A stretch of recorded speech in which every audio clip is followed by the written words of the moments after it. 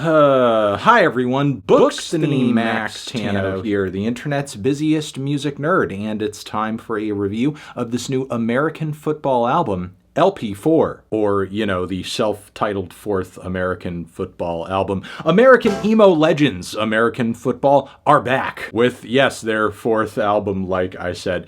It's their first record since 2019's third American football self-titled album. A gap that doesn't really feel too long, considering how much time it took to get the second American football LP. Yeah, that record coincided with a comeback. But yes, now 4 albums deep, after a comeback, American football continues to be one of the most interesting anomalies in underground music. Illinois emo outfit forms in the 90s, puts out a debut album, and then years later dissolves in relative obscurity, only to gain a passionate cult following and become so viral that the house on the front cover of the album has become stuff of legend. And then inspire a new generation of young emo bands to follow a similarly Midwestern blueprint. On top of American football's popularity, now being treated as like this ahistorical constant, as if there was always this level of interest in the band. Now, I know that's a brief rundown and sort of, ignores prehistory and post-history, like the fantastic Cap'n Jazz, as well as lead singer Mike Kinsella, for years after American football, recording music under the name Owen, even to this day. But all of this doesn't make American football's success story and eventual reformation any less interesting and unique, as well as the continued demand for new records, even if the reformation and comeback has been a little mixed in the eyes and ears of many, as American football's sound has changed pretty drastically from years ago, and have recently been leaning a lot more into production and instrumentation that has more of a dream pop flavor to it than just simply the gently mathy emo and slowcore they were once known for originally. So as the story goes, I guess following LP3, American football wanted to take a bit of a break, and serendipitously found one because not too long after the tour that they had, the COVID-19 pandemic became a thing. And of course, back in 2021, drummer Steve Lamos parted ways with the band over some creative control tensions with Mike. In the time since, brothers and bandmates Mike and Nate focused on another one of their musical side projects, Lies, only for Lamos to eventually rejoin the band in 2023, at which point I guess it seemed like time to start writing some new stuff for American football and teaming up with the producer that they were already linked up with for Lies. While American football's sound has always been driven by patient tempos, by gradual progressions, and twangy, spacious guitars, I would probably never categorize anything the band has done over its existence purely or mostly as like post-rock music. There's some parallels stylistically there for sure, but when I think about some of the greats and heavyweights in that style of music, I see their art and their accomplishments as being very different in tone from American football. However, I do think LP4 is the most post-rock sounding album the band has dropped so far. From the guitar tones to the mixes and use of reverb to the slow building crescendo points that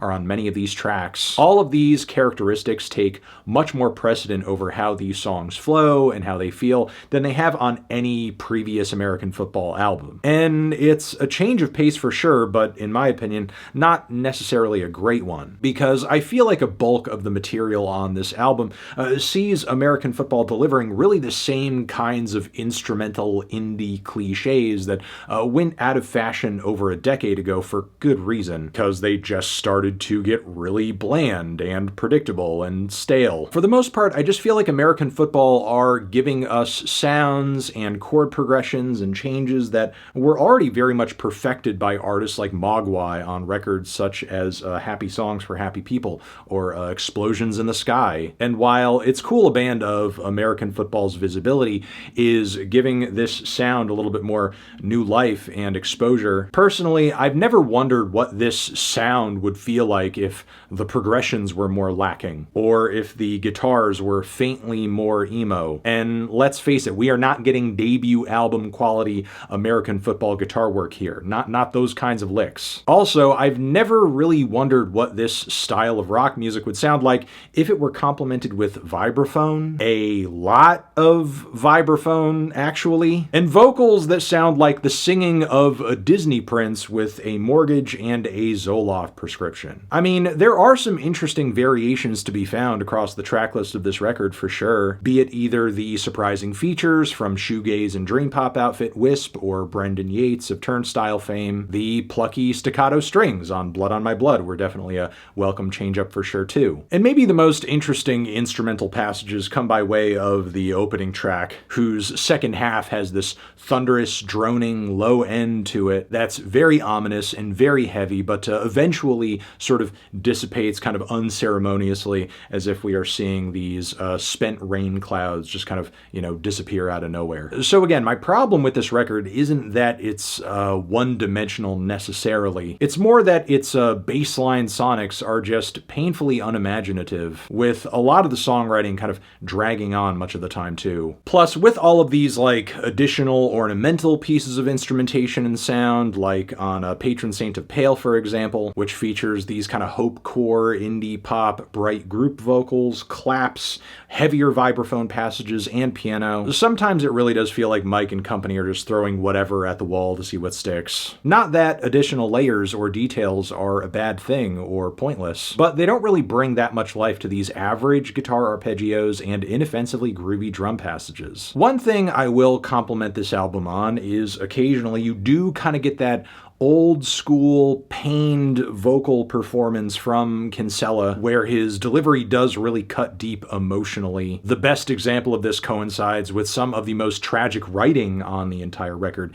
as well, in the second half of the track Bad Moons. It's clear that Mike's recent divorce has given him a lot to meditate on, think about, write about, and generally speaking, I will say the lyricism is maybe the biggest selling point of this record. But as good and as poetic and as unfiltered as that element of this album is, it often feels at odds with how safe and predictable the music runs, outside of maybe a short discordant passage or two that feels a little unnerving. The rest of it, again, is very toothless, very average post-rock that I could hear done better on any number of albums, which is why I'm feeling about a light 5 on this record. Transition, have you given this album a listen? Did you love it? Did you hate it? What would you rate it? You're the best, you're the best. What should I review next? Hit the like if you like. Please subscribe and please don't cry. Hit the bell as well. Over here next to my head is another video that you can check out. Hit that up or a link to subscribe to the channel. Anthony Fantano, American football, forever.